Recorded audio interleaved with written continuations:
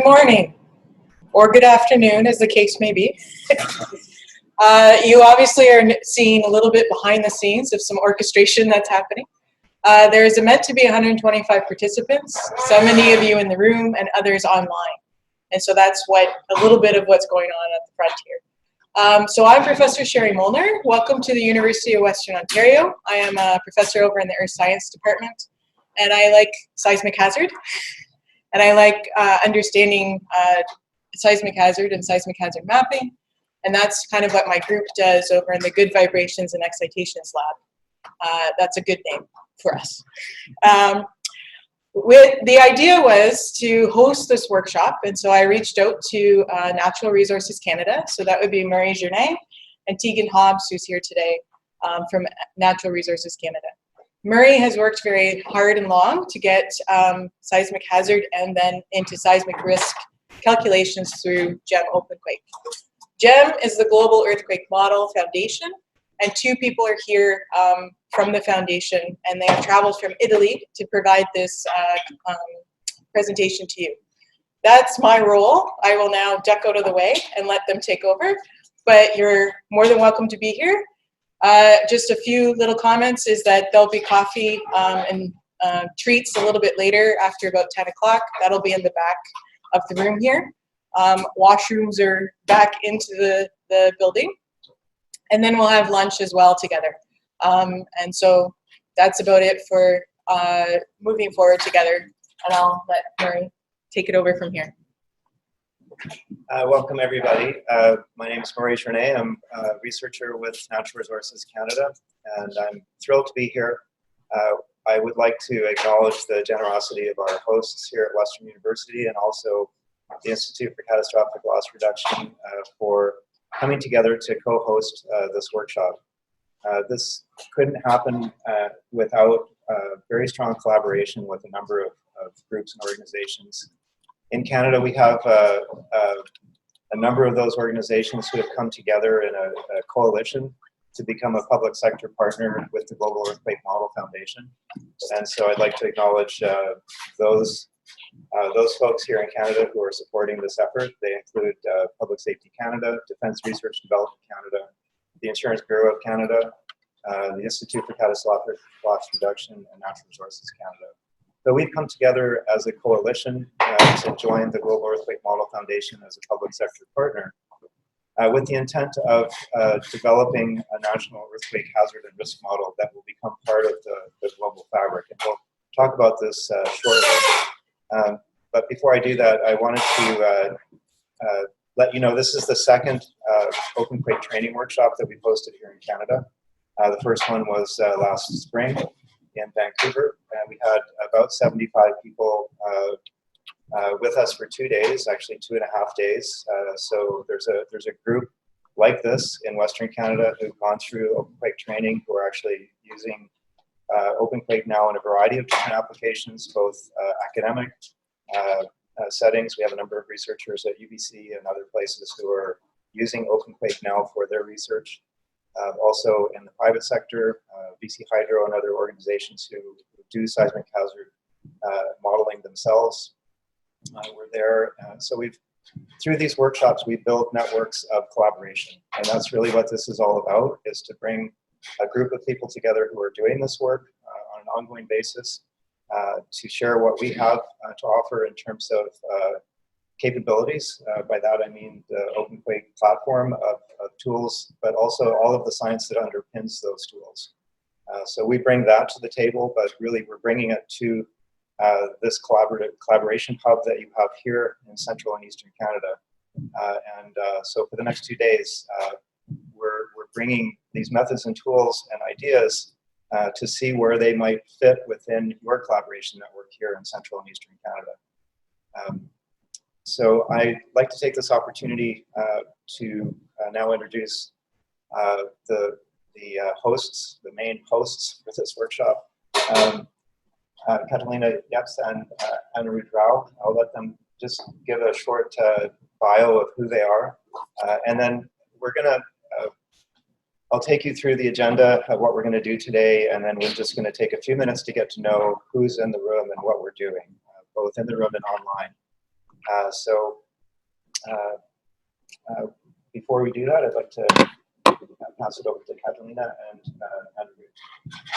Thank you, Mari. Good morning, everyone. We also, on behalf of the GEM Foundation, we have to thank the Western University that has welcomed us and have been very helpful. Natural Resources Canada for us is a member of the team, if you can see with Mari. So I'm a earthquake engineer. I've been working in the foundation for more than 6 years.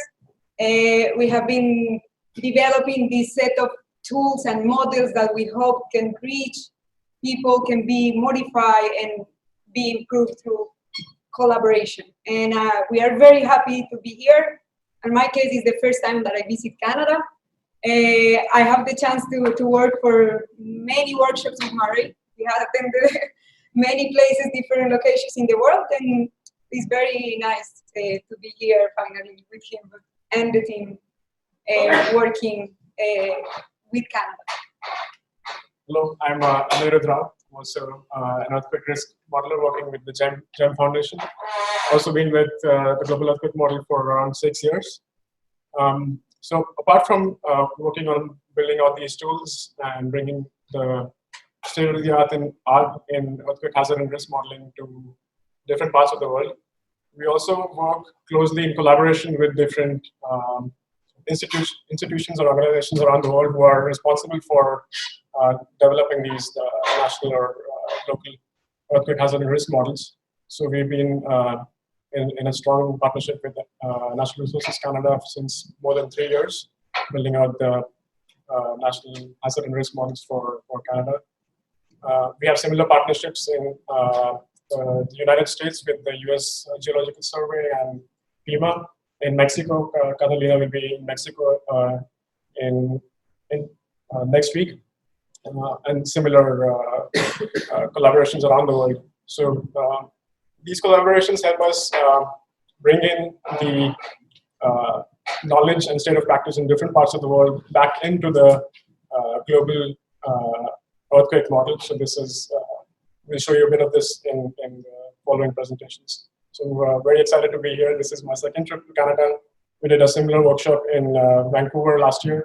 And so I'm happy to do the same thing here in Western USA. So glad to be here.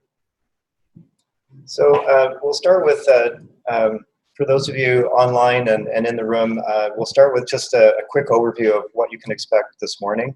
And then we'll kind of unfold the details of the workshop as we go through. But just so you have a sense of where we're going for the next few hours.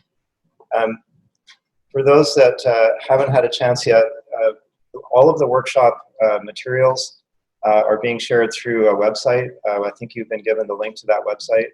And consider this kind of the resource where you're going to go to access all the presentations, where you're going to get all of the resource materials that we're bringing to the workshop, all of the data sets, all of the exercises, everything will be on this website. So use this as the resource. It will be updated throughout the workshop. So right now we're just posting information that's relevant for what we're doing here this morning.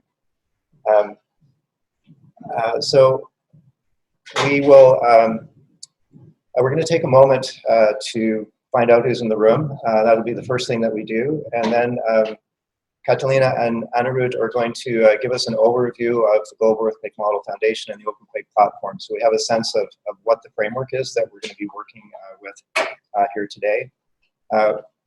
Myself and my colleague, Michael Collage from the Geological Survey of Canada, will be giving you a snapshot of the hazard and risk models for Canada, just a brief overview. Michael will set the stage for seismic hazards of concern in central and eastern Canada. So we'll dig into what those hazards are and the thinking around them. That goes into our national seismic hazard model. I will give a brief overview of the other components of the model that we'll be working with today, the physical exposure and vulnerability models that you'll be using during the exercises. In the second part of the morning, we will start actually getting into, after the after the lunch break, we will get into actually running OpenQuake. So for those who haven't, we good with the installation.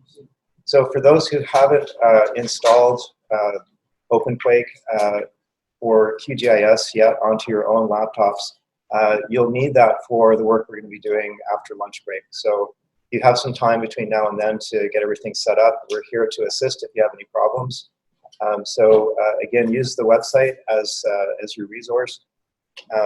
So if you go to before you arrive, you'll find all of the instructions and the links to download the OpenQuake installers for whatever platform you're working on here today, as well as the QGIS plugin, which we'll be using to access the outputs of the model and visualize the outputs of the model. So all of that information is here to help you with that installation.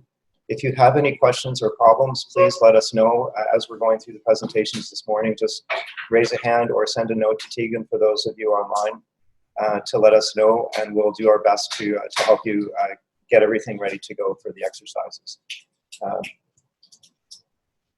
So this is extremely exciting for us to be here, to be part of this network of researchers and practitioners here in Central and Eastern Canada.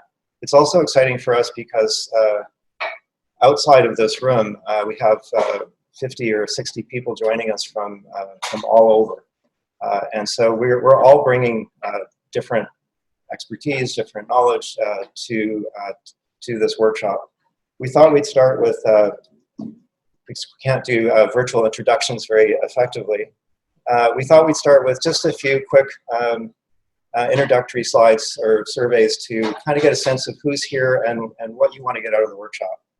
So if you haven't connected yet, on any mobile device or your laptop, if you go to menti.com and just type in that code 278301, you'll get to the first survey.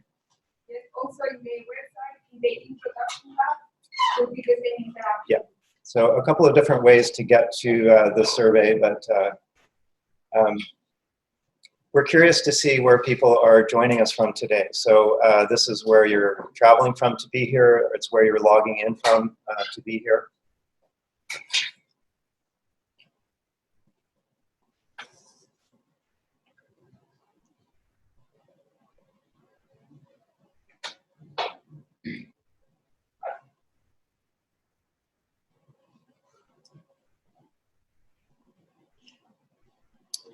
So excited to see we have colleagues joining us from Christchurch, Trinidad, Greece.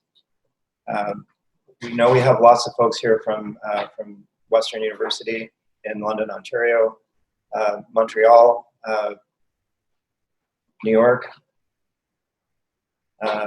Victoria, and Vancouver. So this is exciting, right? This is kind of the whole idea of these collaborative research networks, is that we work within these hubs where we know each other and we're working together, but we're also, to do that work, we're connected with people, researchers, and colleagues all over. So I think this is a good reflection of how this work gets done.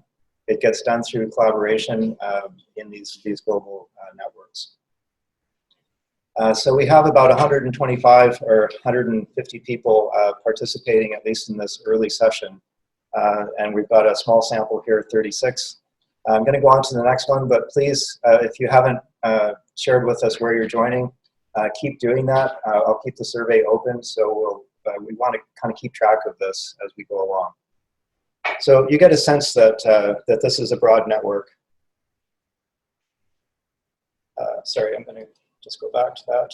And this second piece I'm going to move on to is, if you're logged in, you'll see there's a little next button which takes you to the next piece of this. You should be seeing something like what you see on the screen. It's basically trying to get a sense of who's represented, what different sectors are represented here in the room. We know from the registration that we have a pretty good cross-section of academic researchers, people working in private sector, in government, and that's obviously reflected in these early results that we're seeing. So small sample, about 40 or so, but you get a sense of who's in the room here in terms of background. So again, please keep joining in, or keep entering. I'm going to move us along. We're just trying to get a sense of who's here and how we can best serve your needs here today. So this next one is the areas of research and or practice that best describe you. We're quite interested in tailoring this workshop to your particular needs. And so getting a sense of what your background is will help us kind of direct how we focus the workshop over the next couple of days.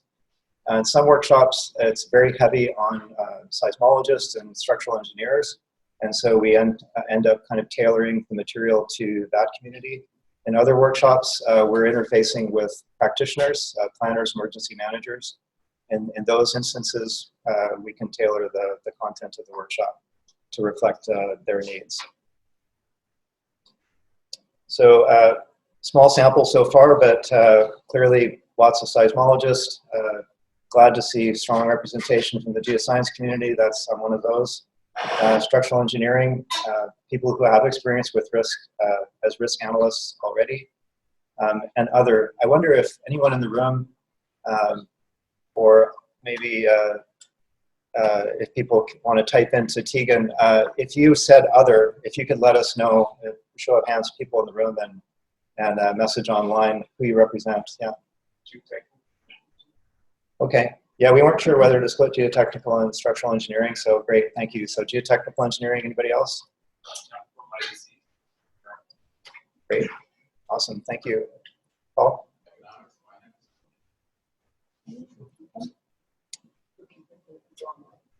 Yeah, anybody else in the room?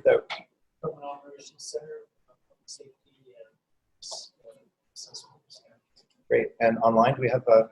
Oh no, can you repeat what people are saying for the folks? Oh, I'm sorry. Yes, so we had geotechnical engineering, finance, we had government operations center, so on the emergency management side, using this information in support of emergency management as the other. So thank you very much for that. The next piece of this is getting a sense of what you would consider your current level of knowledge and experience in these areas of hazard and risk assessment. So how would you rate yourself in terms of your knowledge, working knowledge and experience in these areas? These are the components that we're going to be covering here in the workshop. So in some workshops, we're working with people who've been doing this a long time. And so their interests are, very much focused on the details of the models. In other cases, we're working with people who are brand new to hazard and risk modeling. So again, it helps us to know how to adjust what we're doing. So we can see, again, this is early sampling, but we seem to be getting about 30 or 40 or so people responding, which is great. But you can see from these results that we have kind of a broad cross-section of expertise.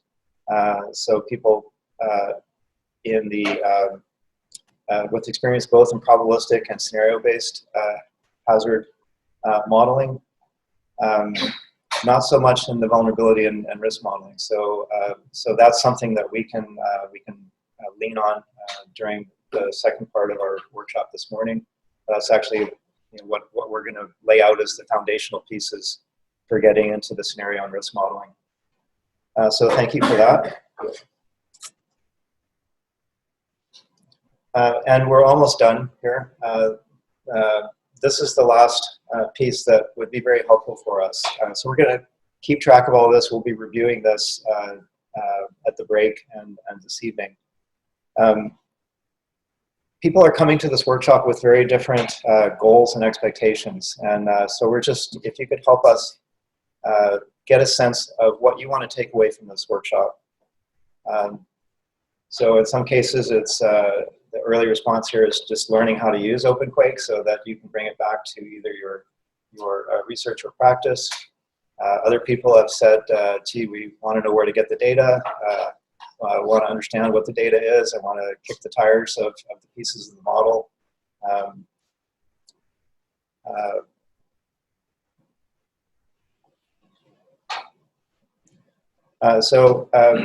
Here's a great, somebody would like to learn how to use OpenQuake and better understand what's driving the 2020 hazard update. And we're thrilled to have Michael Collage with us here, who can share some insights. He'll be giving us an overview of source zone hazards this morning, but then tomorrow morning when we move into probabilistic hazard and risk assessment, he will be showcasing and presenting some of those results.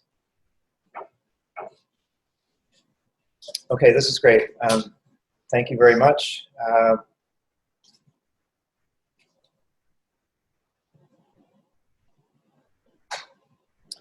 So it's interesting. We're getting a mix of interests that reflect both using OpenQuake in the context of research, so just learning how to use the tool, but clearly from some of these comments is focused on research questions that people have. But also there is, I just saw one go by here a minute ago, for people who are using or would like to use OpenQuake in outside of the academic or research context.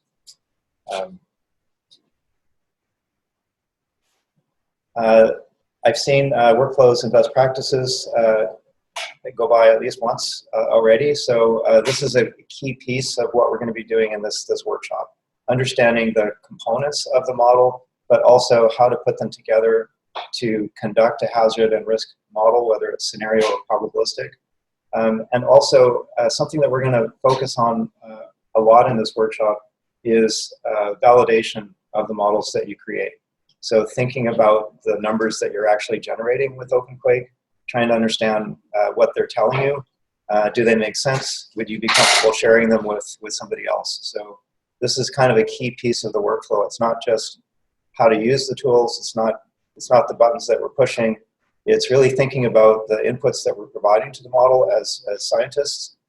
Do they reflect accurately what we know about seismic hazards or what we know about the built environment from the physical exposure modeling side? When we put those components into the model and generate outputs in terms of damage or loss estimates, do they make sense? And so that's a really key part of the workflow that we want to focus on here. Awesome, this is great, and appreciate your contributions here. This is really helping us, and this is the last piece of our kind of icebreaker introduction to see where we want to take ourselves in the next little while. What specific questions might you have? And so now we're looking for the finer detail. So it could be some specific aspect of PSHA, seismic hazard assessment, or it could be some particular question that you want to leave this workshop or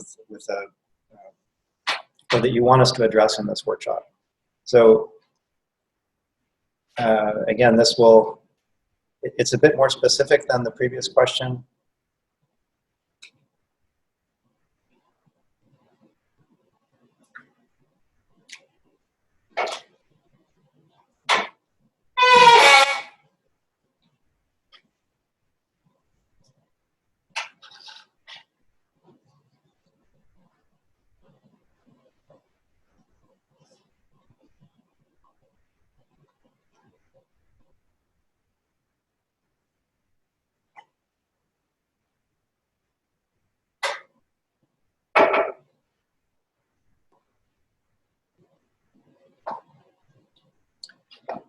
So I'm happy to say that we're going to cover most of these specific questions in the workshop. So I haven't seen anything here yet that we haven't thought about. Perhaps paleotectonic patterns revealed in Canada may not be something that I'm thinking of right now. So whoever contributed that, I'd be curious to find out what you're interested in there.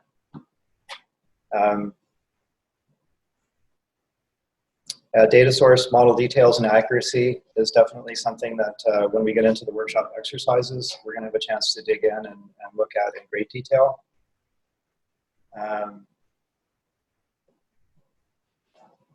Yeah, so here's a great one. The extent to which you as a user have control over the model. So how you build the job files, as you'll see as we go through this workshop, will reflect your intent, what you want to do, but also your knowledge and what you're trying to achieve with the model. As you'll see, OpenQuake isn't a button-pushing kind of exercise. It's really a set of scientific models and tools that have been implemented into a platform. And so it's not a rigid framework from that point of view. It has all of the capabilities that you would need to do either kind of a simple, what we might call a simple assessment of hazard and risk to get a sense of what might be happening, all the way through to very, very detailed analytic models, building your own seismic hazard models. So it covers that whole spectrum, and we'll try and share that with you for sure. Okay, I hope this has been helpful. We thought maybe rather than going around the room, we thought this might be a way to bring our online participants into this conversation and get a sense of who's fully represented in the workshop here. So thank you very much for doing that.